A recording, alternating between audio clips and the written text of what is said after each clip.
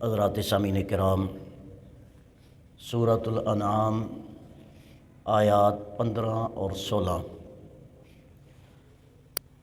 ارشاد باری تعالی ہے: قل انی اخاف ان عصیت ربی عذاب یوم عظیم۔ قل اے محبوب صلی اللہ علیہ وسلم آپ فرما دیجئے، انی اخاف، میں ڈرتا ہوں، عذاب یوم عظیم، بڑے دن کے عذاب سے، من ربی، اپنے رب کے۔ اے محبوب صلی اللہ علیہ وسلم فرما دیجئے کہ اگر میں اپنے رب کی نافرمانی کروں تو میں بڑے دن کے عذاب سے ڈرتا ہوں، کہیں وہ عذاب مجھ تک پہنچ نہ جائے۔ من یصرف عنہ یومئذ، جس سے اس دن عذاب کو ہٹا دیا گیا، عذاب ٹل گیا، عذاب سے بچ گیا، فقد رحمہ، وہ شخص ہوگا جس پر اللہ کی رحمت ہوگی، اللہ نے مہربانی فرمائی ہوگی۔ وذالک الفوز المبین، اور یہی سب سے بڑی کامیابی ہے۔ آپ حضرات کے علم میں ہے، گزشتہ جمعہ پر اس آیہ مبارکہ سے قبل آیہ نمبر 14 کے ضمن میں اللہ تعالیٰ نے ارشاد فرمایا کہ محبوبہ فرما دیجئے، کیا میں اللہ کو چھوڑ کر کسی اور کی عبادت شروع کر دوں؟ اللہ تو وہ ہے جس نے زمین اور آسمان کو پیدا فرمایا، اللہ وہ ہے جو کھلاتا سب کو ہے لیکن اسے کھانے کی ضرورت نہیں ہے، اللہ وہ ہے جو پلاتا سب کو ہے لیکن اسے پانی کی ضرورت نہیں ہے، اللہ وہ ہے جو زندگی تو سب کو عطا فرماتا ہے لیکن اسے زندہ رہنے کے لیے کسی کی ضرورت وہ نہیں ہے، وہ ہمیشہ سے ہے اور ہمیشہ رہے گا، اللہ وہ ہے جو سب کو اولادیں عطا فرماتا ہے، اسے اولاد کی ضرورت نہیں ہے، اللہ وہ ہے جو کافر کو بھی دیتا ہے، مسلمان کو بھی دیتا ہے، اللہ وہ ہے جو مشرک کو بھی دیتا ہے، مومن کو بھی دیتا ہے۔ تو اس رب کو چھوڑ کر میں کسی اور کی عبادت کروں، اور خصوصاً ان بتوں کی پوجا کروں اور عبادت کروں کہ جو اپنے اوپر بیٹھی ہوئی مکھی کو بھی اڑانے کی ہمت اور طاقت نہیں رکھتے، وہ بے جان پتھر کی مورتیاں کہ آپ دنوں کے حساب سے نہیں، ہفتوں کے حساب سے نہیں، مہینوں کے حساب سے نہیں، سالوں کے حساب سے نہیں، پوری زندگی ان کے سامنے روتے رہو، ان تک تمہاری آواز نہیں پہنچ سکتی، وہ سن ہی نہیں سکتے۔ تو وہ جب تمہیں سن ہی نہیں سکتے، وہ جواب کیا دیں گے اور تمہاری مدد کیا کریں گے؟ ان بتوں کی میں پوجا کروں، ان کے سامنے میں گڑ گڑاؤں، ان کے سامنے میں اپنا رونا روں، ان کے سامنے میں اپنی حاجتیں پیش کروں، ان کے سامنے میں اپنی جبین نیاز کو خم کروں، میں اس کے سامنے جھکوں اور سجدہ ریزوں؟ ایسا نہیں ہو سکتا۔ میرا رب تو وہ ہے جو رزق دیتا ہے، میرا رب تو وہ ہے جو جان عطا فرماتا ہے، میرا رب تو وہ ہے جو زندگی عطا فرماتا ہے، میرا رب تو وہ ہے ادعونی استجب لکم، تم مانگتے جاؤ میں تمہیں عطا فرماتا جاؤں گا، تم دعائیں کرتے جاؤ میں تمہاری دعاؤں کو شرف قبولیت عطا فرماتا رہوں گا، تم میری بارگاہ میں آتے جاؤ میں تمہیں اپنا مقرب بناتا جاؤں گا، تم مجھ سے محبت کرتے جاؤ میں تمہیں اپنا محبوب بناتا جاؤں گا، تم میرے نبی کے مطیع اور فرما بردار بنتے جاؤ میں اپنی بارگاہ کا تمہیں مقرب بناتا جاؤں گا۔ میرا رب تو وہ ہے، میرا رب تو وہ ہے کہ جو ہر چیز کا مالک ہے، بلا شرکت غیر مالک ہے میرا رب، اور ہر چیز پر میرے رب کا قبضہ اور قدرت ہے۔ اس رب کو چھوڑ کر ان بتوں کے سامنے جھک جاؤں، اس رب کو چھوڑ کر ان مورتیوں کے سامنے سجدہ ریز ہو جاؤں؟ یہ جواب دیا گیا۔ اس کا پس منظر یہ تھا جب نبی اکرم صلی اللہ علیہ وسلم نے اعلان نبوت فرمایا اور فرمایا تعالوا الی اللہ، آؤ اللہ کی طرف، آؤ اللہ کی طرف، مانو اپنے رب کو۔ اور آج سائنس اس بات پر تحقیق کر کے ہمیں بتاتی ہے کہ آپ ایک مچھر کو دیکھیں، ایک مکھی کو دیکھیں، بظاہر نظر میں نہیں آتی، لیکن وہ ٹیلیسکوپ کے ساتھ اگر اس کو دیکھا جائے تو اس کی آنکھوں میں اللہ نے اتنے سینسر عطا کیے ہوئے ہیں کہ بندہ حیران رہتا ہے۔ اب غور فرمائیں۔ اور ایک پرندے کو اگر آپ دیکھیں تو وہ آسمان پہ ہوا میں فلائی کرتے جا رہا ہوتا ہے، بغیر نیویگیشن کے، بغیر کسی کمپیوٹر سسٹم کے، بغیر کسی کی رہنمائی کے، اور اب غور فرمائے، میرے رب نے اس کے اندر ایسے سینسر، ایسی چیزیں رکھی ہوئی ہیں کہ اس کا فیول کب ختم ہوگا، میرا مطلب کہ اس کی غذا، اس نے کہاں سے کھانا کھانا ہے، اس کو یہ بھی پتہ چلتا ہے کہاں میں نے لینڈ کرنا ہے اور میں نے کھانا ہے، اس کے بغیر میں آگے پرواز جاری نہیں رکھ سکوں گا۔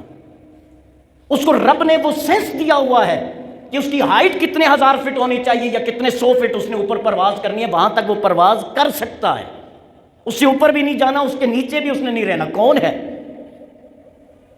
کس نے؟ ما یمسکہن، ان پرندوں کو کس نے ہوا میں روک کے رکھا ہوا ہے، اور کس نے انہیں یہ سینس عطا فرمایا ہے کہ جب انہوں نے لینڈ کرنا ہے تو کس اینگل میں کرنا ہے اور کس طرح اپنے آپ کو جو ہے وہ نیچے اتارنا ہے۔ من یمسکہن، کس نے روک کے رکھا ہے انہیں ہوا میں؟ تو کہنا پڑے گا کسی بندے نے تو نہیں روکا۔ آپ کے جو جہاز فلائی کر رہے ہوتے ہیں، جیسے ہی کنٹرول روم سے رابطہ منقطع ہوا، ریڈار سے غائب ہوئے، کریش کر جاتے ہیں۔ اور کتنا سسٹم ہوتا ہے، آپ حضرات ٹریول کرتے رہتے ہیں، کتنا سسٹم ہے ایک جہاز کو اپنی منزل تک پہنچانے کے لیے۔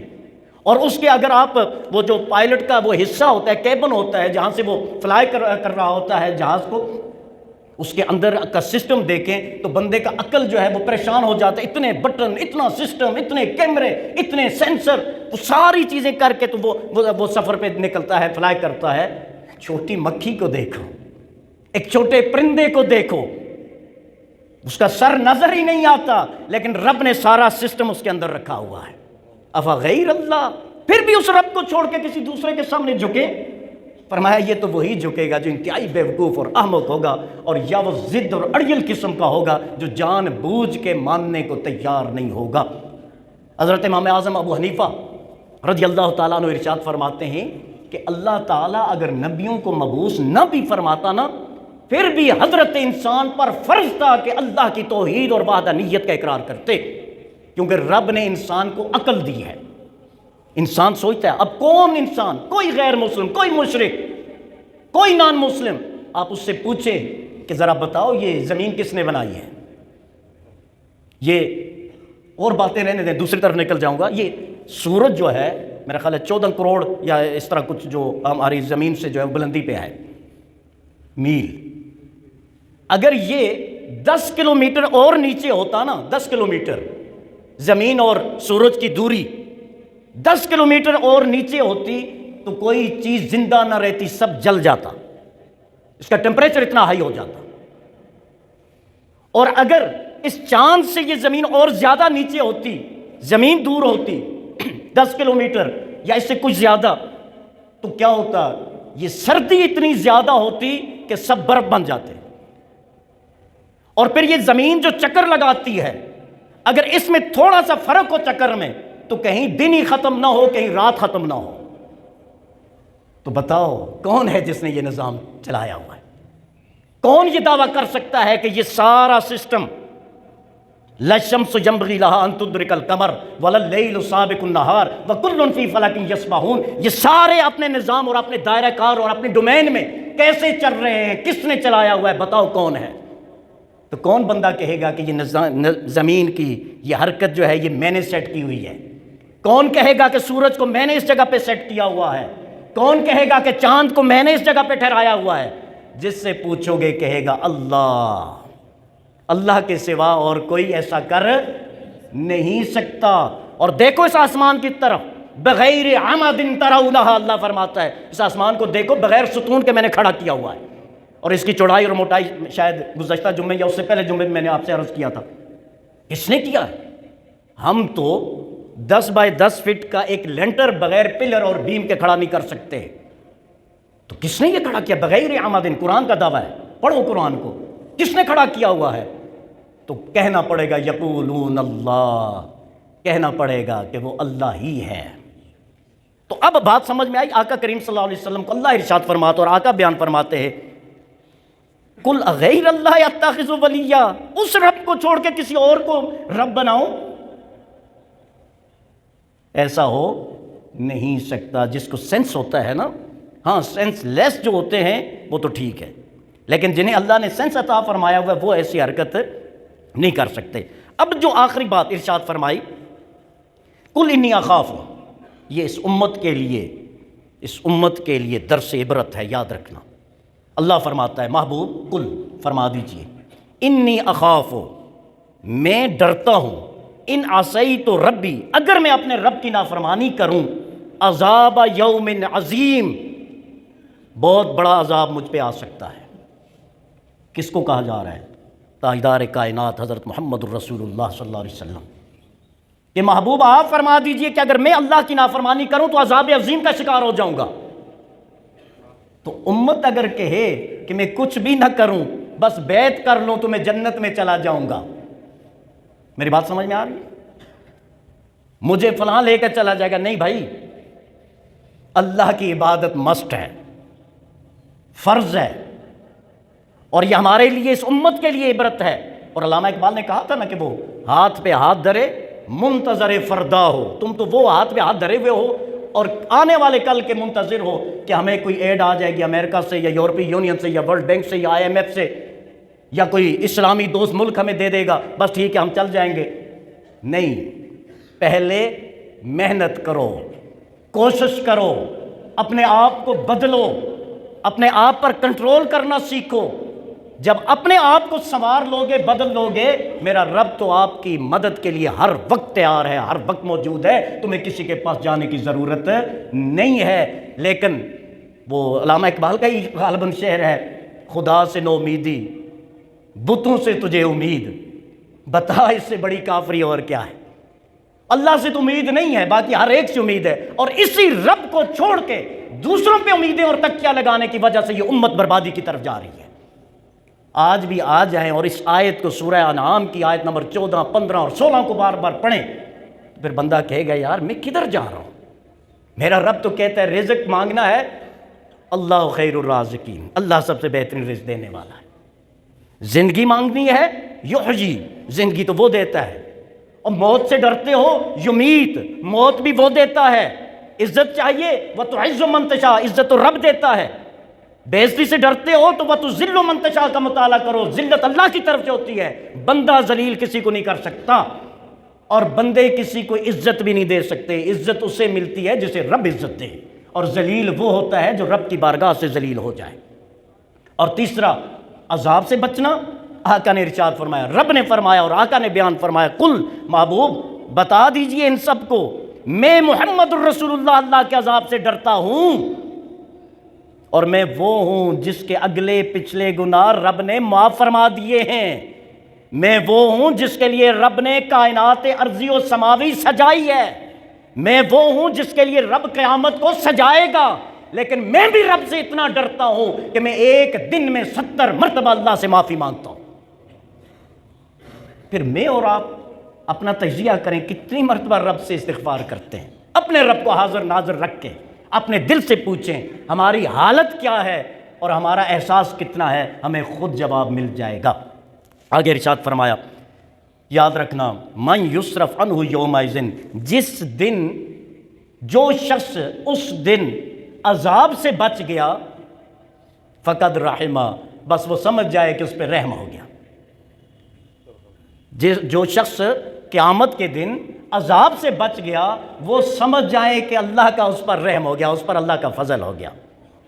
وہ میں کئی مرتبہ میاں محمد بخش صاحب رحمۃ اللہ علیہ کا شعر سناتا ہوں نا، وہ بڑا پیارا ہے، جے میں ویکھاں املاں ولے کچھ نہیں میرے پلے، جے ویکھاں تیرے رحمت ولے، تیری رحمت ولے بلے بلے۔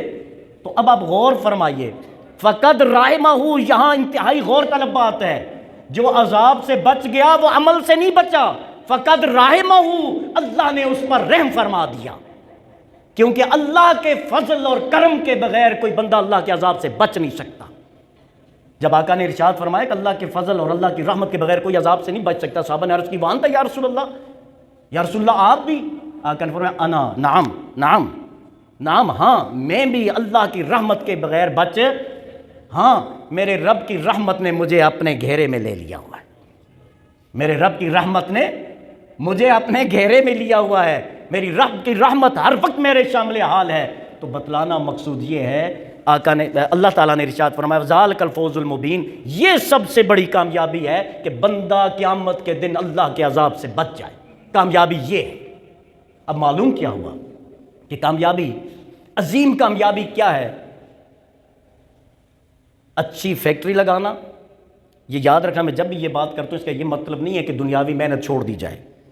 جو رزق حلال کماتا ہے وہ اللہ کی عبادت میں ہوتا ہے۔ رزق حرام جو ہے یہ ناجائز ہے۔ رزق حلال کیا ہے؟ عبادت ہے۔